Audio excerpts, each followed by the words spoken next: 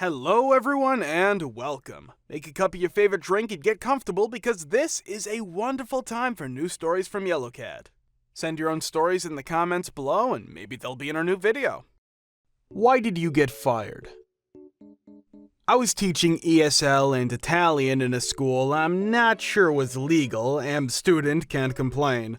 I got paid per hour in cash. My wage depended on how many children arrived to class that day. If it was less than 5, I got paid less. One day, I only had 2 children and I taught my class. The following day, I got a text from my boss at 4 a.m. saying I had to be in 2 hours earlier. When I arrived, he had the missing children there and I had to give them the class they missed. Go forward to closing time, I went for my money. So, 8 hours, $15 the hour, that makes $120.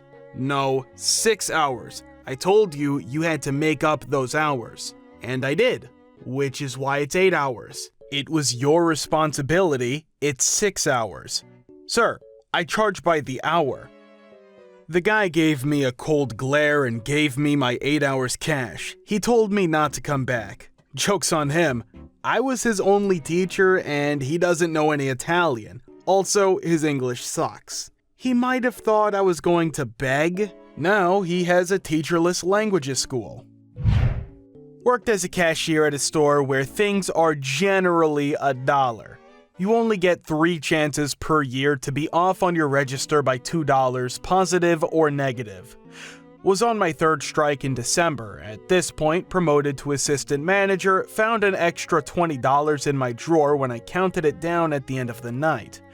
Recounted a few times, still there. Ended up recording it rather than taking the $20 off camera. Got fired for it. So, I got fired for not stealing $20. Oh, and I was out of a job for about 3 days. Found a temp agency, got hired into the place I was working for in a month or 2, been promoted 3 times since, making almost double what I made as a cashier. Best thing that ever happened to me. I worked at a Blockbuster my senior year. It was a really slow day and I was receiving all the new videos and repackaging them. Because it was slow, it was only myself, the receiving manager, and 1 cashier. There was no more than 3 people in line at any time, and the line was moving rapidly, so I didn't think there was a need to open another line. But then, the Beast of Babylon walked in the store. The minute she walked in, we knew we were all staying late. She knocked everything off the shelves, had her 3 kids running around like little turbo-powered a-holes mucking the place. The instant she gets online, she starts screaming and yelling about the wait time. She got to the head of the line in under a minute, but decided to give us an earful of how terrible we are and Blockbuster sucks, she was right about that one, etc. We finally get her videos rung up and we're glad the storm was passing, until the automatic printer didn't print her, and I quote, mother effing coupons. She threw racial epithets towards the cashier, calling her a dirty Mexican, and called me a goofy cracker. I handed her a complete stack, probably 15 to 20 of free video rentals, and asked her politely to leave. I guess she thought the cashier girl sniggered or laughed at the whole thing as the Beast was leaving, because she came back in and began her rant again, but this time grabbed a pair of scissors and threatened to the girl. I stepped in between them, 6'4", 220, I got this, and yell at the lady while taking the scissors from her. She begins what I call rage talking, the incoherent babble a psychopath in full dirt mode spew, and starts chanting that I'm a white racist honky and I did this because she was black. To which I replied, "No, I'm doing this because you are a B, now get out." The next day, I get called into the office and rehashed the story with the head manager, admitting I had called her a B. I was immediately fired. The lady received a $500 voucher for use in the store. Some sweet karma, I locked the voucher to our store only and put a note it required the person's ID to use. The cashier she attacked filed a police report and restraining order. She isn't allowed within 50 feet of the store. Last job I was fired from a little over 12 years ago. One of our biggest clients, Kmart, had declared bankruptcy and was closing many stores. Corporate office of the company I worked for, a supplier for Kmart and other chain stores, sent word to all warehouses and offices that all part-time people were to be laid off. Supervisor told me, and I saw it coming. She told me there were some DVDs and CDs in the back, help yourself to whatever you want. I took a couple of CDs, a Planet of the Apes remake DVD, and a Simpsons VHS tape. It was my first real job out of college. I landed the $52,000 a year job about 4 months after graduation. It was an office job working in the energy industry. I was very excited. My friends were envious. I came to hate the work quickly. It was mostly unsupervised project management paperwork, so I just stopped doing it after a few months.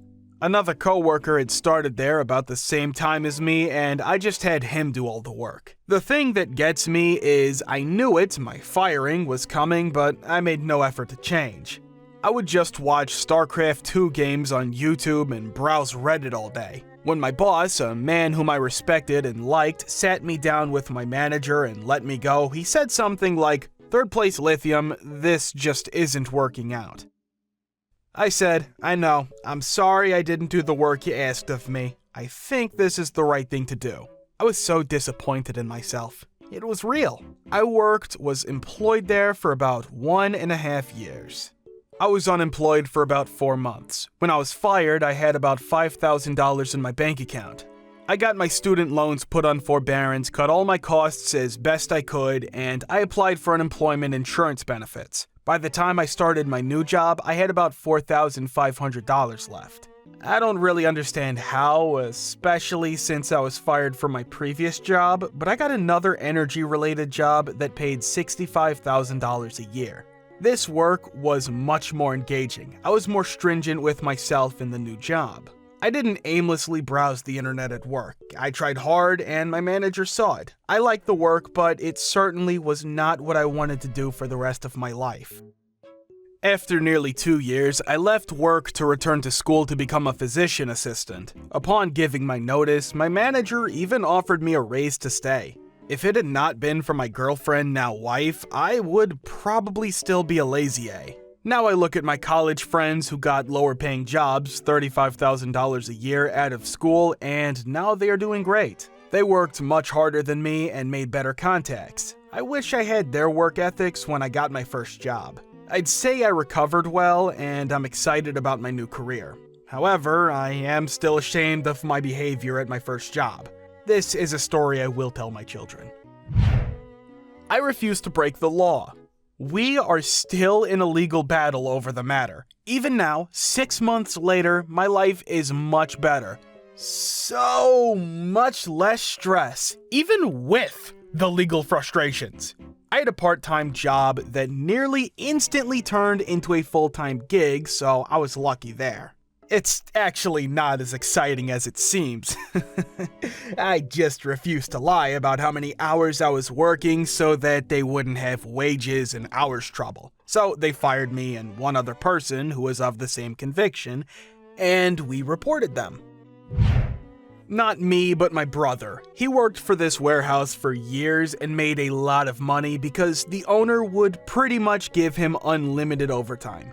He worked like 60 to 70 hours a week, 6 days a week. Years went by, he was happy even though the work wasn't that great, and the boss's daughter got married and his son-in-law started working there. Soon enough, this new guy became a boss and hated my brother. He eventually forced my brother onto salary and still made him work the same hours, so suddenly he's doing the same amount of work but making half the money he used to. My brother hated the guy, would constantly make him do hard work, give him a hard time, and would always get him to come in. He eventually asked my brother to work a 7th day one week, and my brother asked if he was going to get paid OT. The guy said no, so my brother said no. Then he was immediately told he was fired. My brother went to his car, didn't leave just yet because he wanted to call the owner of the company, and the guy comes out with a golf club, smashes in my brother's window with it, and my brother jumps out the other side.